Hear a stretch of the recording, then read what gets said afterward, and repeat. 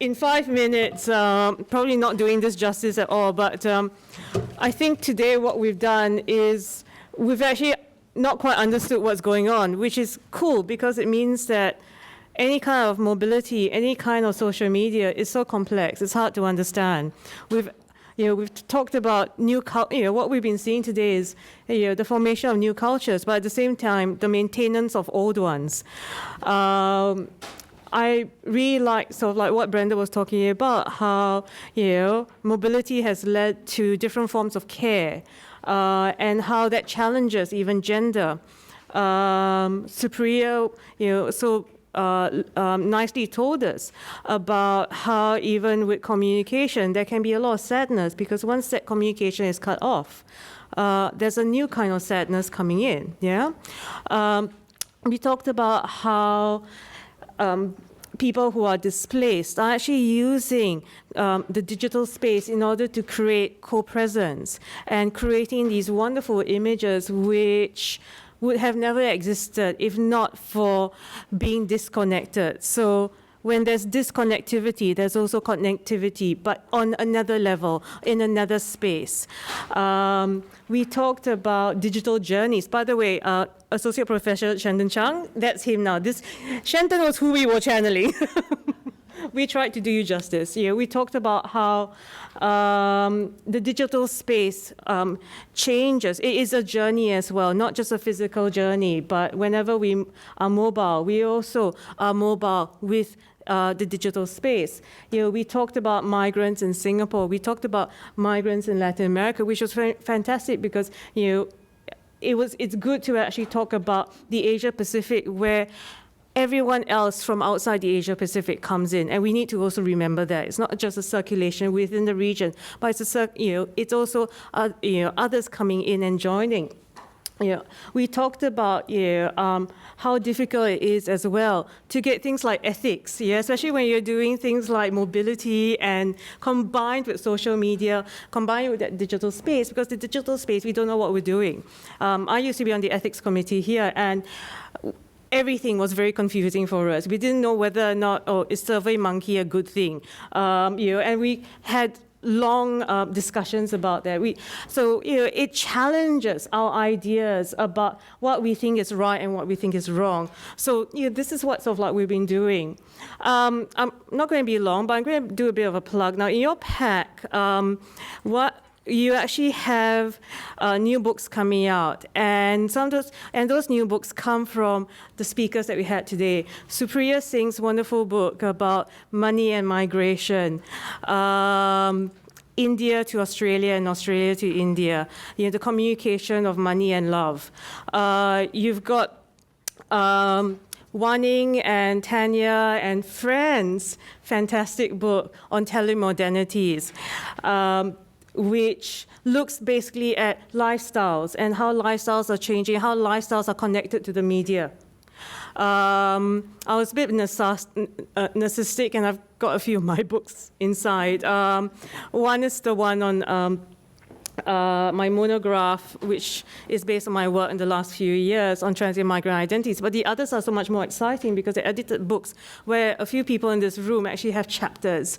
Andrew Hong has a chapter in there about in a book that I wrote, that I edited on the age of transnational mobility and social media, where he talked about minorities like the Dutch Eurasians in Malaysia who are actually using social media in order to express the problems that they have with regards to the way that the Malaysian government creates or disturbs their culture or their ideas of culture.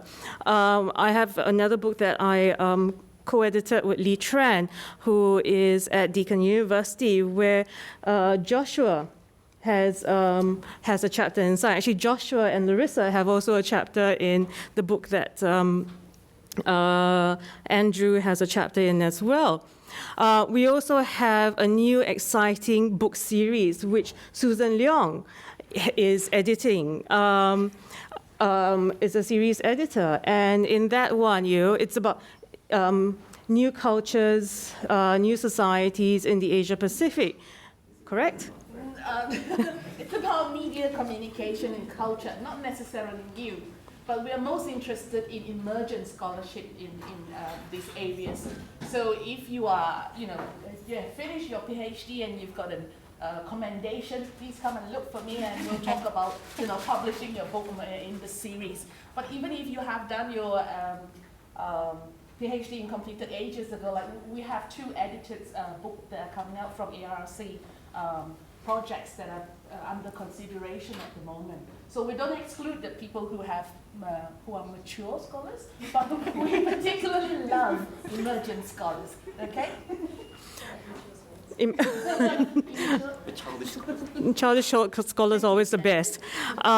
But what's exciting about all that is that there's so much of exciting work coming out in this space. And what's even more exciting is the exciting work that will be coming out from this space. And I think that's really sort of like something that we are really proud about. I mean, the papers that you heard today, hopefully they are coming out in an edited book in the next something, fingers crossed. But before sort of like we go for drinks later on, and please stay and mingle, because we're thinking about going to Father's office for drinks, and later on some of us are going out for dinner there. But before we do that, it gives me a great pleasure to actually introduce to you a baby of mine. Transitions Journal of Transient Migration. This was kind of like conceived in 2012. It takes about 4 years, that whole sort of like gestation period. And basically, it's a baby because it took so long, but it's also a baby because it was a group thing.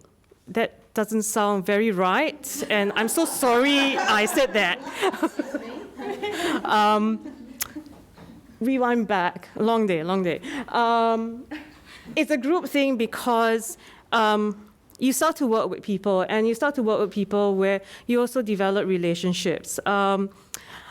Susan Leong, Pei Dong Yang, who's not here today, he's here in spirit. He's at NTU, Nanyang Technology University, and one of the most brilliant scholars, emerging scholars you'll find, especially in the space that we're actually talking about. And we got together and we kind of like worked. We found that we didn't hate each other, which is a good thing. And we got together and kind of like, formed this journal with the help of ISANA, which is a fantastic organization, which is a network of international student advisors, with RMIT and with NTU, who also supported us. And the journal, basically, its first issue has just come out. And I'm so proud to say that all the papers in this issue were actually from the very first transnational symposium I ever did last year. And we've got brilliant work from Glenda, you are in the editorial, from Sarah, and from Pei Dong. We've got brilliant work even coming out from South Africa. Brenda was very kind enough to write the afterwards, which which summed up the whole, the essence of the first issue, and Xia Bao, who is another brilliant anthropologist at Oxford, wrote the preface. And the first issue, was happy to say, is actually open access, so you can actually access all the papers from there. And at this stage, we started with Brenda. We will end with Brenda. So. Where Brenda, could you do a mini launch, please? Oh, yeah. I'll say a few words, but I think we should leave it to the editors here to do the honors of the wonderful launch of this rocket taking off, right? So, So, I just wanted to say that I'm really delighted to be part of this launch. It's a really, really timely kind of theme for a journal.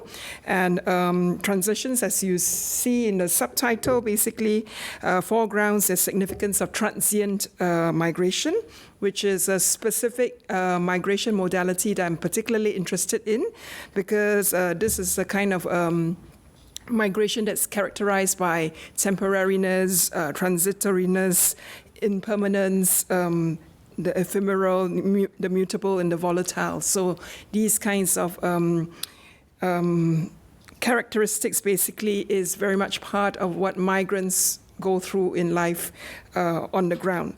So whilst traditional kind of research, migration research is often privileged permanent forms of migration, issues of settlement, adaptation, assimilation in host countries.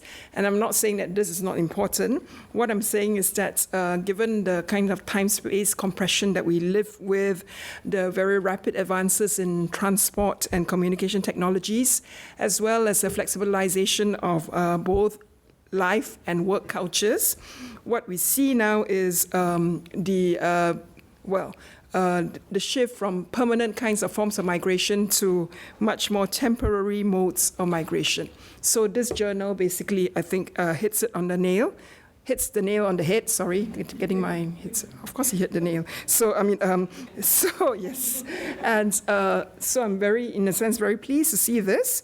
And the other thing that I felt was important to say is that I think it's going to be quite an all-encompassing journal, not targeted on any one form of migration alone, and covering a very broad spectrum from professional and managerial elites to contract workers, to undocumented migrants, student migrants, marriage migrants, retirement migrants, lifestyle migrants, refugees, frequent flyers, and all the very interesting concepts that we dealt with today on identity and citizenship, notions of home, notions of family life. So these issues, I think, would be very much part of this journal. As the Air Asia tagline says, now everyone can fly. So in that sense, that's also symbolic of the nature. Well, it's not sponsored. I actually don't fly Air Asia because it doesn't have a purpose. But it encourages sort of everyone to fly. So maybe I prefer a great way to fly. So,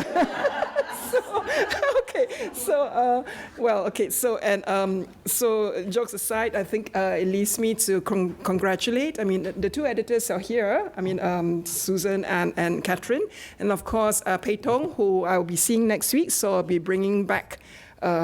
Memories of this particular launch, as well as my congratulations to him when I see him in Singapore next week, because we are having another workshop as well. So congratulations, and may this journal be not transient, but be with us forever.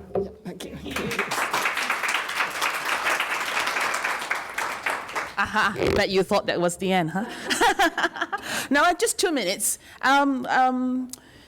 I have to say, working with Kat has been a great pleasure for me. When you start this kind of ventures, it's all about the people that you work with. I remember the first time Claire's my daughter, Kat and I talked together. It was on Skype, and we had not met each other before. We were introduced by someone she knows, and I know, a mutual friend, and we talked for 2 hours the first time. Sometimes you just hit it off. And I want to say, so with the book series and with the special collection of another journal, which we did before we decided, Kat decided that we should start a journal. It has all been about friendship. It's all been about support, and it's all been about coming in when the other person is, tied up with teaching or tied up with conferences, and, supporting each other through all the 4 years of development, okay? And so thank you, Kat, and thank you, Payton, and thank you, everyone, for being here. You can hit the other. We've also been very privileged to have a very... It's supposed to scroll. Never mind. We're privileged to have a very illustrious editorial board, as well as an advisory board. And some of the people that are on these boards are also in this room. So thank you for being part of our boards. And I think it's time for drinkies. Is it? Yeah. Cool. Thank you, everyone.